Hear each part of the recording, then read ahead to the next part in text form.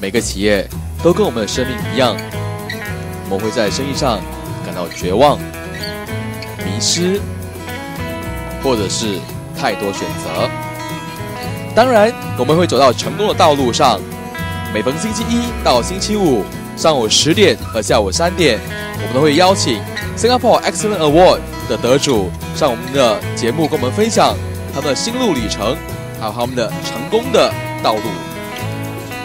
这个节目是由 Singapore Enrich Group 荣誉呈现。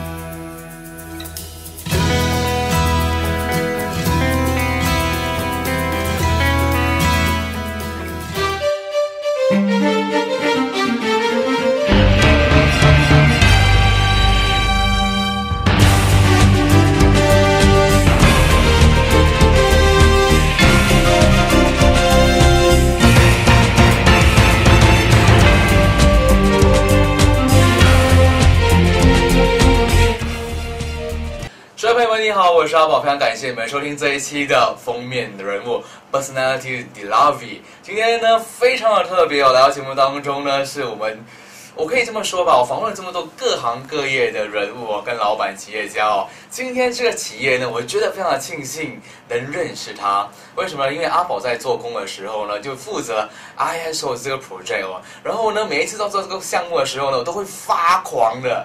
今天呢，很开心邀请到，那就是来自 DAS Certification Singapore Pte Ltd 的 Francis 来到节目当中，跟我们介绍一下他的企业。Hi Francis, how are you? Hi Nick. Yeah. Hi Francis. I've mentioned earlier that I'll grow nuts whenever I come to ISO project itself. But I understand that your main source of your primary source of business or product itself is relating to ISO project, correct? Oh, interesting. So I hear your beginning speech that you are actually involved in ISO. How are you actually involved in that? Wow, I was just purely doing the administration work itself. I used to be from a local hospital itself and doing some administrating work itself for them. Yeah. And so moving ahead, as in like when it comes to ISO, the mention of these 3 alphabets, ISO.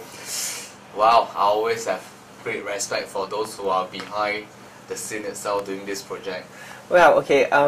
ISO actually stands for International Standards of Organization, and some internal joke also is that I say only so basically it's how the company document its procedures and how they actually execute it. Yes, DAS certification is actually one of the certification service providers for this trade. Our HQ is actually based in United Kingdom. We operate in about 30 over countries. DAS Certification Singapore, the Singapore office, is actually taking care of Singapore and Malaysia, and also the emerging markets, Laos and Myanmar. So we are one of the 11 certification bodies under Spring Singapore, and also one of the 5 participating service vendors with Spring Singapore, which means that we can actually help companies apply for this grant to implement ISO systems. Wow, so which means that your company is just specializing in issuing ISO for companies in just probably in Singapore or also in overseas region? Okay, mainly in Singapore, Malaysia, and we have also been tasked to take on emerging markets, Laos and Myanmar. All done by you? Yes, that's right. Wow, that's very impressive. Earlier, because prior to our recording itself, I was have a short discussion with Francis, and we understand that Francis, by nature, is accountant trained. So how do you manage to get into this industry? This is also interesting. Actually, in this industry, it is very much dominated by engineers. So I think even today, a lot of the competitors out there probably also may not be aware that I'm actually from accountancy profession. So it started a long way. First being, back in 2003, when I started my first accounting business on my own, I wanted to have this business that is actually different from my competitors. So something to improve on the branding and to showcase to our customers that we have this quality assurance. So after looking around, I decided that I want to get the company ISO 9001 certified. So that was how it is. And along the way, from there, I learned the tricks on how to actually help companies implement ISO and eventually move into this trade. Wow, so do you have any shortcuts to succeed in this industry? Because since you say that most of your competitors are engineer trained and you by profession are an accountant. I think this is a good one in the sense that I think I was lucky in a way because we came in and I set up DAS certification in late November 2007, and within a short 5 years, I think now we are ranked among the reputable industry brand providers for this trade. So, well, if you ask me what does the trick, perhaps is that, well, being from accountancy and law training background helps. Because a lot of people, when they actually run the businesses, they focus very much on sales and marketing. So I was very much a backroom person, but I learned from the backroom, I shift myself forward to do marketing and sales.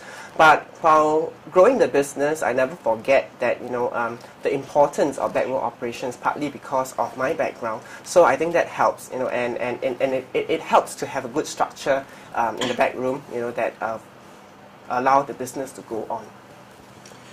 We also understand that you have been in this business for the last 5 years itself. Can you share with us maybe some of the memorable business deals or clients that you have encountered along the way? Okay, interesting business deals. Okay, in fact, I think every client is unique to us, you know, because sometimes, you know, in meeting up the clients, we actually learn a lot from them as well, be it SME or MNC. You know, we work with many different businesses, including, you know, Capital Energy Group, MNCs or government bodies, PUB, HDB, or the SME companies. But we have a lot to learn, you know, not just they from us, but we from them as well. Sure. You also mentioned much earlier saying that from back-end work you have moved forward to do sales and marketing. Yeah. But you see, people like myself, I'm in the sales industry. I've been doing sales since the age of 13. So I'm so used to doing sales and marketing. But for someone like you have been trained as an accountant, and you also mentioned it in law earlier. So for you to come forward to do sales and marketing, would that be a challenge for you along the way itself? Wow, it is definitely a challenge. You know, being from an accountancy trade, and you know, when I started off running my business at a young age, you know, tend to be a bit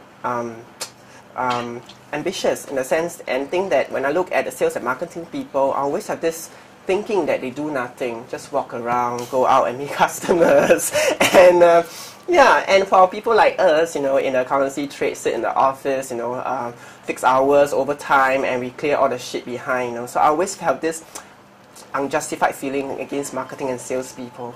But it was only then, when I started doing marketing and sales, that I realized that, you know, while they look very do nothing type, you know, but they do have a lot of challenges in front of them. You know, they have the sales targets to meet, you know, and yeah, and a lot of other pressures where they face from clients as well. So was an interesting moment. Yeah. Thank you for understanding us. Finally.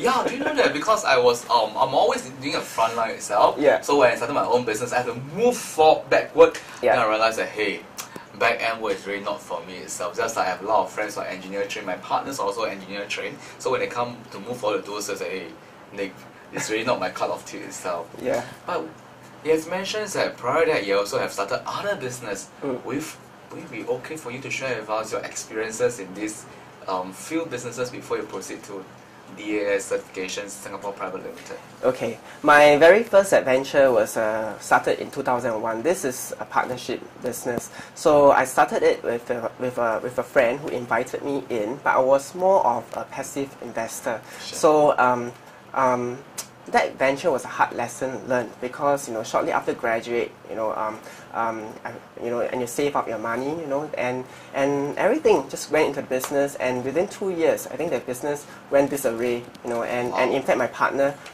kind of ran away. Yes, that's right.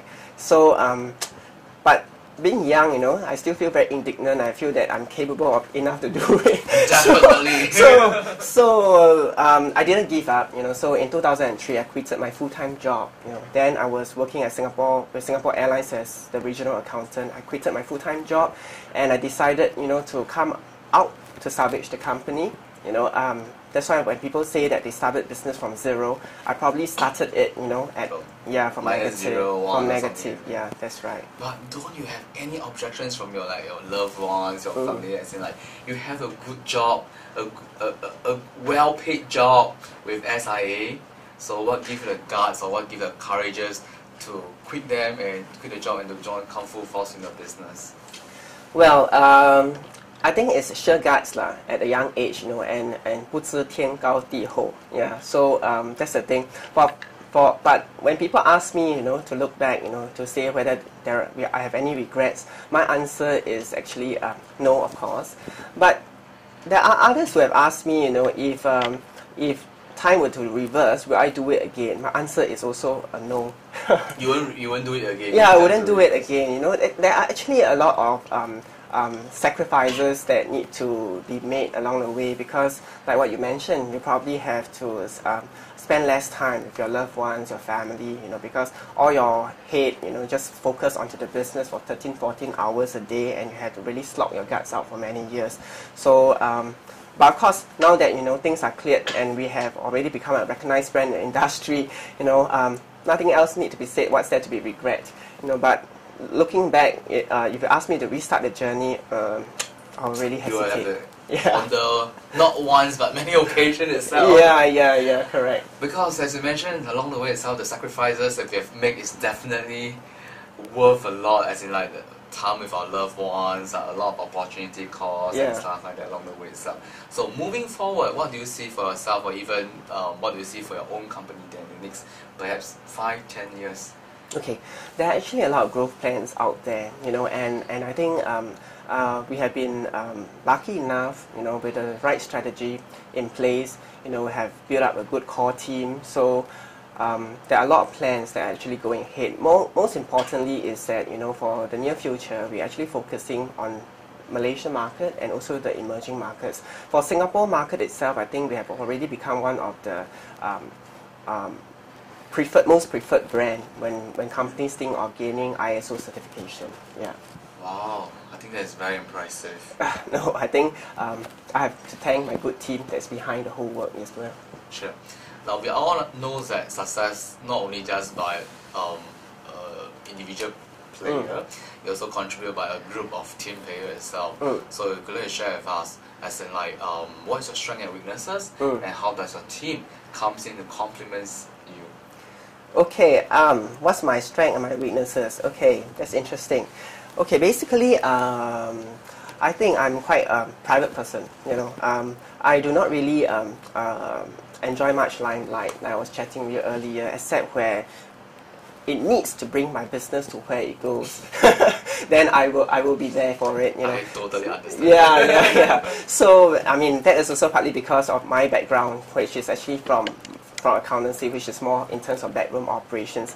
Now, starting a business, you know, the initial years was tough because getting good people to join you or who believe in your faith or your direction is never easy. You know, I can still recall the earlier days when I tried to do recruitment. You know, people come to your company, a small size company. You know, even if you were to choose them or select them for the job, they may not want to work with you as well, because they would prefer to work with MNCs, you know. People, usually the young aspiring individuals, you know, they would prefer that route. But luckily for this few years, you know, with the experience built up from the past businesses, we have now actually got a few good core team members in which they are very good, you know. A few deserving names to mention. I have Regine, who is actually handling marketing and sales for me. I got Francis Yap, you know, who's actually handling the backroom administration activities for me. They free up a lot of my time in the operations work. You know, as such, you know, I can actually focus a lot on strategizing for the business and creating new business directions. Wow, you're so fortunate to have such a good team itself.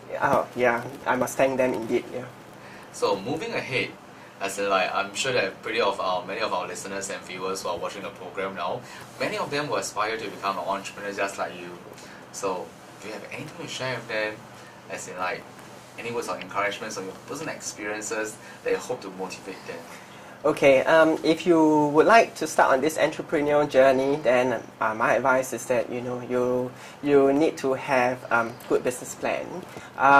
You need to have great determination, never say die kind of attitude, and if you if you encounter any problem, most importantly, I think, face it, and if you do fall, get back on your feet and become stronger. That's how it will go. As time goes by, you get stronger and things will work out. Wow, well said. Okay, pardon me for being so blunt, but I'm just being very curious. Let's say that if there's one regret in these years of entrepreneurship itself, what would that be? If there's one particular regret that you can recall, or you think that you can do much better? There is a regret in a sense, not so much in terms of the work, but in terms of family life. But thank goodness I have the chance to rectify it, because my mom was actually quite badly ill about 2 years ago. So suddenly she was hospitalized, in and out hospital 6 to 7 times a year. So she was down with quite a lot of illnesses, including kidney problems. So thankfully enough, now I do not have to work such long hours, 13 to 14 hours. So I devoted a lot of time, wherever possible, just to keep the elderly company, take her overseas. So I'm serving my regret now, so it's not too bad. I have the chance to actually make remedies. Yeah, at least you're so fortunate. Just like my mom was sick a couple of months back, and she just passed on about 2 months back. Oh, okay. And I was just thinking that the best part of being an entrepreneur is like, other than working long hours, I have a very flexible time schedule that I can just reschedule my work commitments and stuff like that around my commitments towards my parents then. Yeah, so in that way, it is also very true, because when she was hospitalized, if I am in a normal employment job like what you mentioned as well, probably wouldn't be able to adjust our work schedule so flexibly, so yeah. But I think very important is if you are on the entrepreneur journey, don't forget the people around you, especially your loved ones. So the last question before we let you go for this afternoon itself, in a brand new world, in a brand new year itself, so what do you aspire, what kind of skills do you aspire to pick up, or what kind of knowledges do you hope to pick up in this brand new year? Okay, in my trade itself, actually we require to continue to upgrade our knowledge and technical competency all the while, because we go around certifying companies for many different kind of systems: quality, environment, safety, energy management, food safety. So when we go to a different company, we speak a different lingo altogether. Sure. But these days, I'm not so much focused on individual development alone. I grow the business more in terms of meeting and developing my employee needs. Because same likewise, a lot of my employees, they are young. A lot of them are aspiring. I would like to have a good career. So these days I'm growing the business more in terms of sustaining and growth, and hopefully develop the employees. I believe in one thing, in making a footprint in the life of our employees. So when they are with you, you can actually develop a career. That would be great. But if they so decide to leave the company, hopefully you have also left a footprint in them, such that when they leave, they actually leave and do greater things out there. Wow, this is really a great vision of yours. I think that is part of itself. Thank you for contributing that, and I hope that will be part of my 2013 what's that called, goals and target for myself also. I hope to retire early. I hope to retire by the age of 40. Wow, that is more aspiring than me. I'm hoping to do that by 45. So I have 6 more years, you have 7 more years to go. Oh yeah, indeed. Okay. So Francis, how can we find your services and more information about your company itself? Okay, if you'd like to find my services, you can just Google for my website, dascertsg.com, or you can also go to Spring Singapore's website, spring.gov.sg, and you just search for ISO certification or my company's name. It should be flagged out there. As you mentioned earlier, that you're only one of 10 appointed service providers. 11, yeah, from Spring, yes. Spring itself. So a company that may endorsed by Spring, you can be sure of the quality and the services that you guys provide for your clients. Yeah, we will continue to uphold that service as well. Thanks a lot, Francis, for coming on our show for this afternoon itself. 非常感谢来自 DSS Certification Singapore Pte Ltd 的 Francis 来到节目当中接受我们今天的访问。我们下一期再见。